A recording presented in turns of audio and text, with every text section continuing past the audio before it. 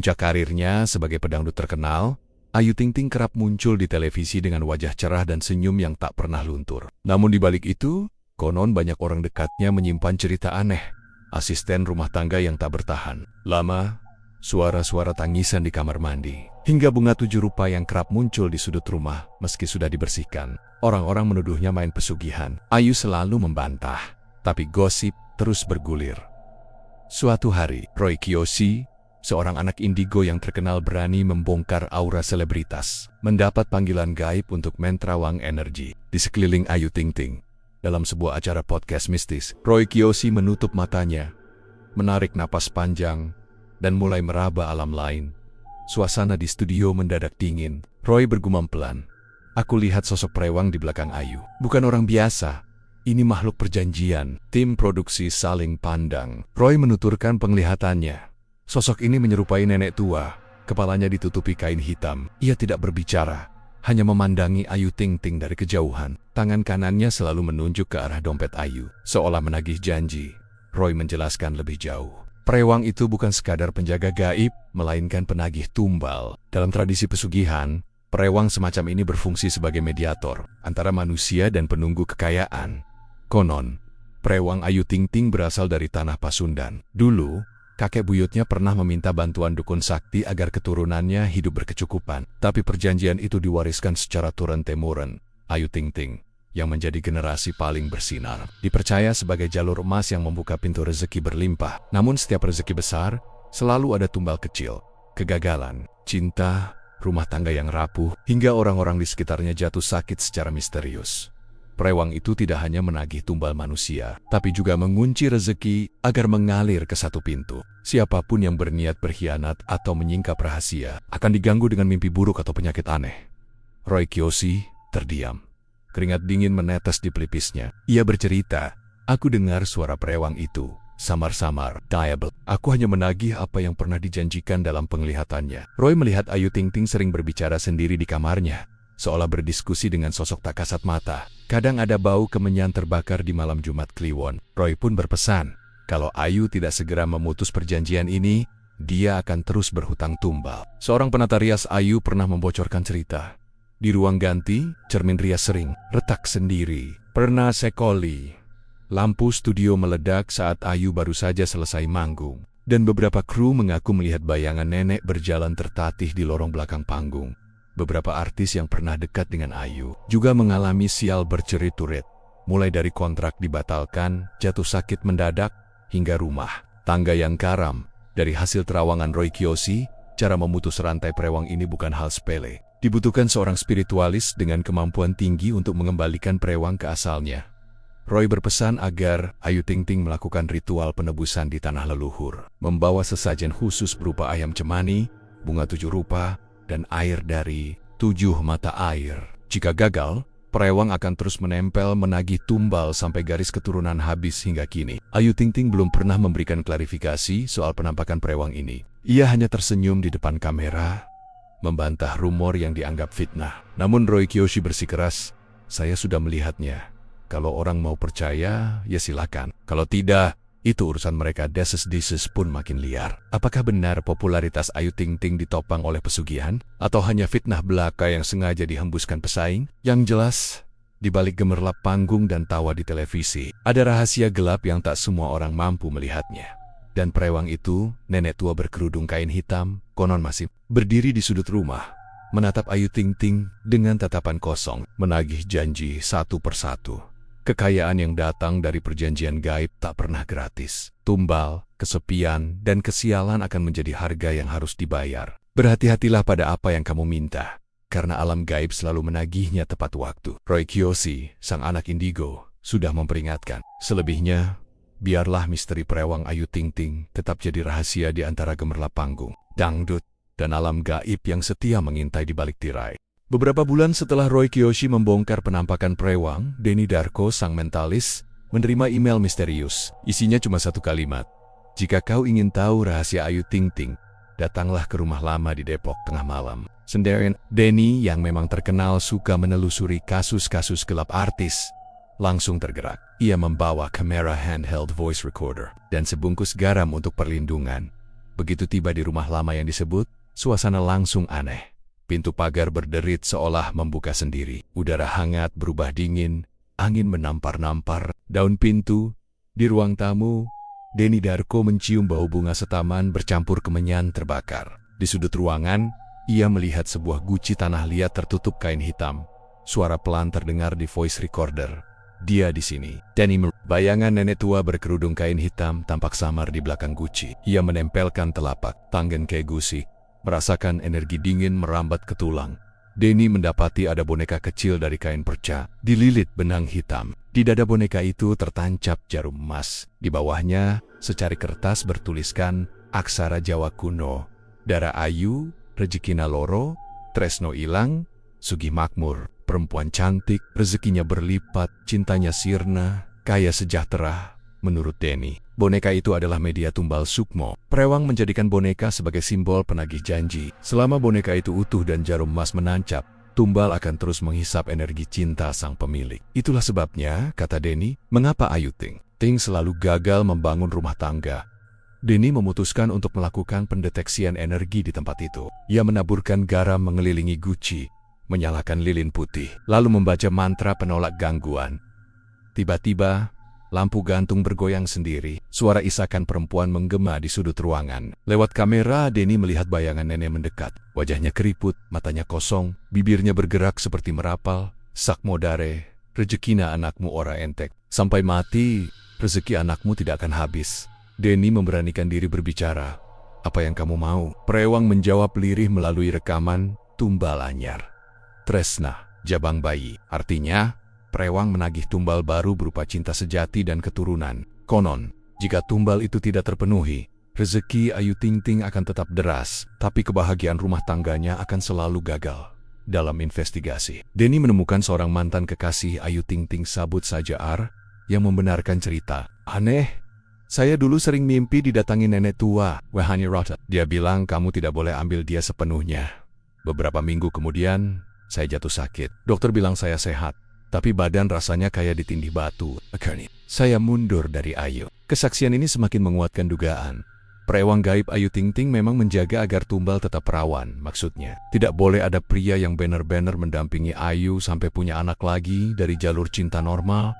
Di akhir investigasi, Denny mencoba menutup jalur prewang itu dengan cara membungkus boneka tumbal dengan kain kafan kecil, menaburkan bunga setaman, lalu membakarnya. Namun api tak mau menyala. Seolah ada yang menolak di alam gaib.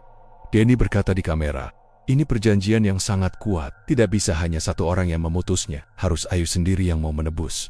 Atau generasi berikutnya yang jadi korban. Sampai hari ini, boneka tumbal itu konon masih disimpan Denny Darko di dalam kotak kayu berlapis kain putih. Tak ada yang berani membukanya lagi.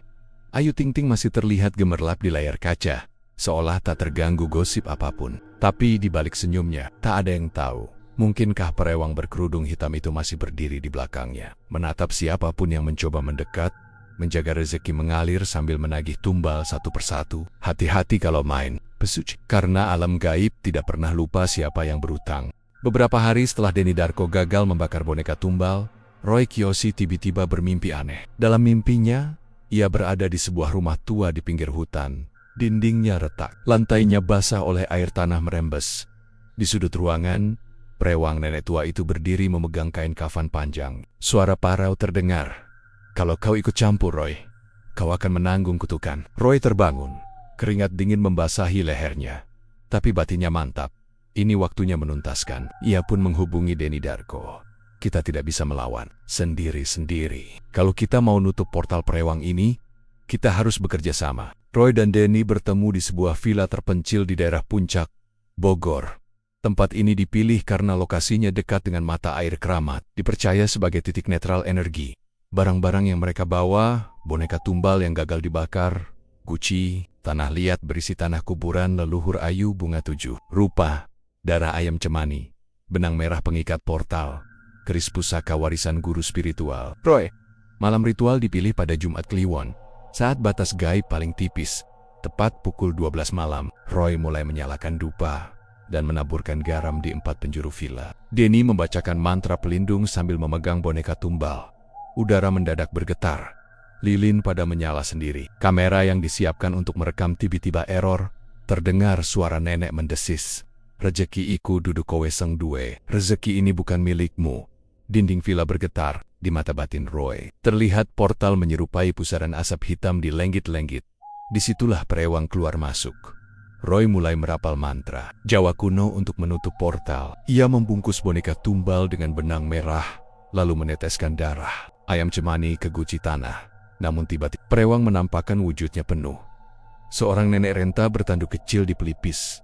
Matanya hitam tanpa bola mata. Dia merangkak mendekati Roy dan Denny dalam kondisi setengah trans. Roy melihat kilasan. Ada perjanjian tambahan yang pernah dilakukan orang dekat Ayu. Seseorang dari lingkar manajemen yang dayam-dayam memperpanjang kontrak Prewang agar rezeki tetap deras meski generasi berganti. Inilah sebabnya kenapa Prewang begitu kuat. Ia tak mau pulang ke alamnya karena kontrak selalu diperbaharui. Denny mengambil keris pusaka, menusukkan ujungnya ke tanah di bawah pusaran portal. Roy merapal, kabeh jalmo bali marang asal. Segala yang gaib kembali ke asalnya. Tiba-tiba, pintu villa tertutup keras. Lilin padam, asap tebal memenuhi ruangan. Nenek Prewang tertawa, suaranya menggema di dinding. Roy hampir pingsan, tapi Denny menggenggam bahunya. Kita harus mengorbankan simbol tumbal. Dengan sisa tenaga, Roy menusuk boneka tumbal dengan jarum emas hingga menembus guci tanah. Seketika terdengar jeritan panjang. Asap hitam mengepul, pusaran portal mengecil. Sampai subuh menjelang, portal benar-benar mereda. Prewang lenyap perlahan, meninggalkan bau kemenyan terbakar. Roy limbung, Denny kelelahan, sampai suaranya habis. Namun sebelum banner-banner tertutup, Roy mendengar bisikan terakhir. Tumbalmu durung lunas, anakmu, tresnamu, tetap tak tagih. Tumbalmu belum lunas, anakmu, cintamu, tetap akan kutagih. Roy dan Denny saling pandang. Mereka tahu ini hanya penutupan sementara. Selama ada yang terus memperpanjang kontrak Prewang di balik panggung, portal bisa terbuka lagi. Beberapa hari kemudian, boneka tumbal dan guci tanah dikubur di dekat mata air keramat. Roy Kiyoshi dan Denny Darko sepakat kalau portal terbuka lagi, mereka harus menyingkap siapa orang dalam yang sengaja memelihara Prewang. Dan Ayu Ting Ting tetap tampil di layar kaca. Tetap ramai job, tetap membantah rumor. Tapi di sudut rumahnya, mungkin ada cermin lama yang kadang retak sendiri. Tanda bahwa Prewang belum benar-benar pergi. Beberapa minggu setelah ritual penutupan portal di puncak, Roy Kiyoshi merasakan firasat buruk dalam mimpinya. Ia melihat sosok nenek Prewang berjalan di atas panggung konser Ayu Ting Ting. Penonton konser tampak biasa-biasa saja. Hanya Roy yang melihat penampakan nenek berkerudung hitam merangkak di antara penari latar. Di waktu yang sama, Denny Darko juga mendapat kabar dari seorang kru lighting panggung. Kru itu merekam lampu sorot yang tiba-tiba mati saat Ayu sedang menyanyikan lagu Patah Hati. Dan di video Raw terlihat bayangan hitam berdiri di belakang Ayu, menempel seperti kerudung. Roy sadar, portal Prewang terbuka lagi. Artinya ada yang sengaja memperbaharui perjanjian. Roy dan Denny mulai menelusuri orang-orang dekat Ayu. Mereka berhasil menemui Sari, mantan asisten rumah tangga Ayu yang sudah lama resign karena sering diganggu mimpi buruk. Sari berbisik, "Mas Roy, saya pernah lihat manajer Mbak Ayu bawa berkas kertas ke orang pintar. Katanya buat ngunci rezeki. Tapi setiap habis ritual, rumah jadi dingin, lampu sering mati sendiri. Saya takut, Mas." Sari memberi nama samar. Pak S, manajer yang terkenal, loyal tapi jarang muncul di depan publik. Konon, dialah yang memegang semua jadwal, honor, dan jalur sponsor Ayu. Dengan bantuan kenalan Roy di komunitas spiritual Jawa Barat, mereka mendapat info. Pak S rutin datang ke sebuah rumah tua di sekitar Gunung Salak di sana. Ada kiai tua yang dikenal sebagai mediator Prewang Tanah Pasundan. Suatu malam Jumat Kliwon, Roy dan Denny nekat datang diam-diam. Dari kejauhan, mereka melihat Pak S duduk di pendopo. Di hadapannya tampak boneka kain baru dengan benang hitam, mirip simbol tumbal. Di sudut pendopo, asap kemenyan membumbung. Sesajen ayam cemani dihidangkan. Roy merinding. Denny segera menyalakan kamera infrared. Dan di lensa kamera, bayangan nenek Prewang berdiri di belakang Pak S. Tangannya meraih bahu Pak S, seolah menyalurkan kontrak baru. Roy mendengar mantra yang diucapkan Pak S. Sugih ora entek. Tresno, seng ilang. Kekayaan tak habis, cinta yang sirna. Makna mantra itu jelas, agar rezeki Ayu tetap mengalir deras. Kehidupan cintanya harus dikunci gagal. Siapapun pria yang mendekat, akan ditumbalkan secara halus. Ini menjawab Kenapa mantan-mantan Ayu kerap jatuh sakit atau rezekinya meredup? Roy terdiam.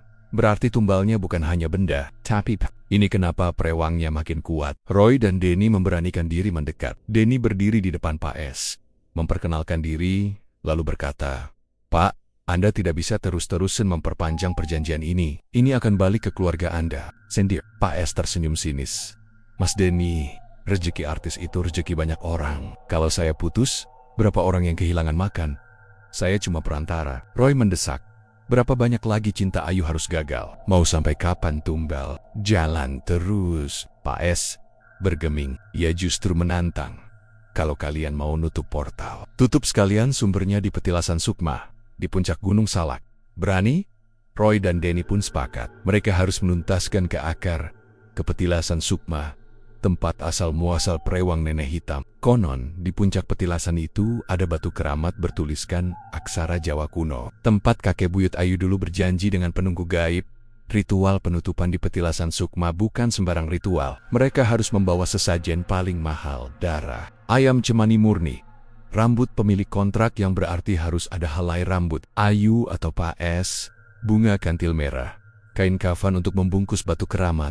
Mereka tahu ini pertaruhan besar. Jika gagal, prewang akan murka, menagih tumbal ke siapa saja di lingkaran terdekat. Sebelum berangkat ke Gunung Salak, Ayu Ting Ting menggelar konser di Jakarta. Roy datang, membawa kamera aura untuk melihat energi panggung. Di tengah lagu pamungkas, penonton di barisan depan berteriak. Ada bayangan nenek berkerudung hitam berdiri tepat di spotlight, menatap Ayu dari atas rigging lampu. Rekaman video fans viral, tapi manajemen membantah.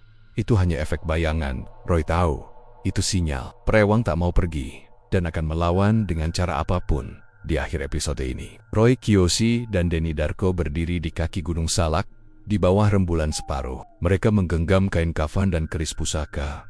Ini saatnya. Kalau ritual ini berhasil, portal prewang akan ditutup selamanya. Tapi kalau gagal, kita sendiri yang akan jadi tumbal. Angin dingin berhembus. Suara aneh datang dari pepohonan. Dari keyohan, bayangan nenek berkerudung hitam terlihat berjalan perlahan, menuntun Roy dan Denny menuju batu keramat, tempat perjanjian darah disegel berpuluh tahun lalu. Malam Jumat Kliwon, angin Gunung Salak menjerit di sela pepohonan pinus. Roy Kiyoshi dan Denny Darko berjalan pelan menuju Petilasan Sukma. Sebuah batu keramat berlumut yang konon menjadi titik ikrar pesugihan kakek buyut Ayu Ting Ting puluhan tahun silam. Di punggung Roy tergantung tas kain putih berisi bonka tambel Gucci, tanah berisi tanah kuburan leluhur. Ayu, kain kafan pembungkus batu keramat, keris pusaka warisan guru. Roy, rambut Ayu Ting Ting yang diam-diam mereka dapat dari sisa potongan hairdo di salon langganan Roy. Membayar mahal agar tak dibuang. Denny membawa kendi berisi darah ayam cemani, simbol penebus kontrak gaib, tepat pukul 12:30 malam. Kebut, udara menjadi berat, napas seolah tertahan di tenggorokan. Di bawah sinar bulan separuh, batu keramat terlihat. Di sekelilingnya tumbuh bunga kantil merah liar. Tanda tanah ini memang tanah perjanjian. Roy menutup matanya merepel mantra. Pelan. Di mata batinnya, nenek prewang sudah berdiri di puncak batu. Wajahnya makin rusak. Bola matanya lenyap diganti rongga hitam. Tangannya membawa benang merah, tanda kontrak gaib yang tak pernah putus. Roy menancapkan keris pusaka ke sela batu, lalu meneteskan darah ayam cemani di atasnya. Denny membakar kemenyan sambil memutar boneka tumbal di udara mantra Jawa kuno. Dibacakan berulang. Sakmo dare, Bali marang asal. Sugihmu lunas tresnomu Bali. Sampai mati, kembalilah ke asal. Kekayaanmu lunas, cintamu kembali. Nenek prewang menjerit, suara parau bercampur tangis. Di mata batin Roy, terlihat ribuan wajah samar. Para tumbal gagal, para mantan kekasih, orang-orang dekat yang pernah terseret dalam pusaran gaib ini. Tiba-tiba bayangan nenek melempar benang merah ke arah Roy dan Denny. Angin kencang menghantam tubuh mereka, hampir membuat mereka terpental ke jurang di samping batu dalam pusaran angin. Roy mendengar bisikan, "Aku tidak akan pergi sendiri. Aku akan menagih pada orang yang memperbaharui perjanjian." Di saat itu juga Bayonggan Pak S, manajer yang memperpanjang kontrak prewang, tampak duduk terikat di pusaran gaib. Ternyata, prewang merasa dikhianati. Tumbal seharusnya. Dari garis darah Ayu, bukan dari kontrak orang luar. Kutukan berbalik. Prewang menagih nyawa Pak S sebagai tumbal gantinya. Roy meraih rambut Ayu, menaruhnya di atas batu. Denny membungkus batu dengan kain kafan, lalu mengikatnya dengan benang merah. Saat ikatan selesai, Tanah di sekeliling batu bergetar, terdengar suara retakan. Pusaran asap hitam mereda.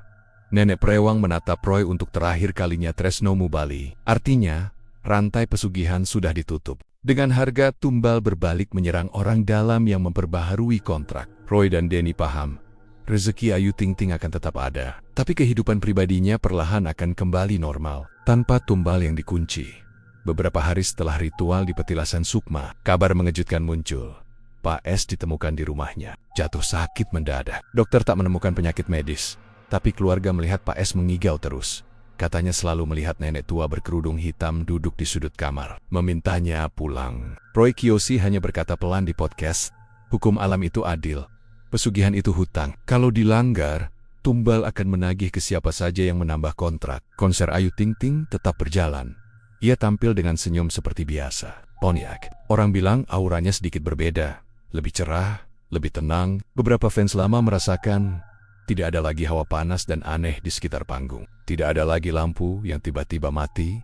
Roy dan Denny sepakat tidak akan pernah lagi menyinggung hal ini di depan publik. Karena mereka tahu, rahasia pesugihan, Prewang, dan tumbal, biarlah jadi pelajaran. Alam gaib hanya memberi pinjaman. Ketika jatuh tempo, penagih tak pernah lupa alamat. Pesugihan yang ditutup dengan perjanjian yang benar akan memutus rantai kutukan. Tapi ingat, setiap perjanjian yang kau tulis dengan darah akan menagih darah sebagai bayarannya. Roy Kiyoshi menulis ini di buku catatan kecilnya, sementara Denny Darko membungkus sisa boneka tumbal dan guci tanah, lalu menguburnya dalam di kaki Gunung Salak. Di atasnya ditabur bunga kantil merah, dan malam pun kembali sunyi. Portal Prewang akhirnya terkunci untuk selamanya, atau entah sampai siapa lagi berani membangunkannya untuk mendapatkan kisah selanjutnya. Jangan lupa like, comment, dan subscribe.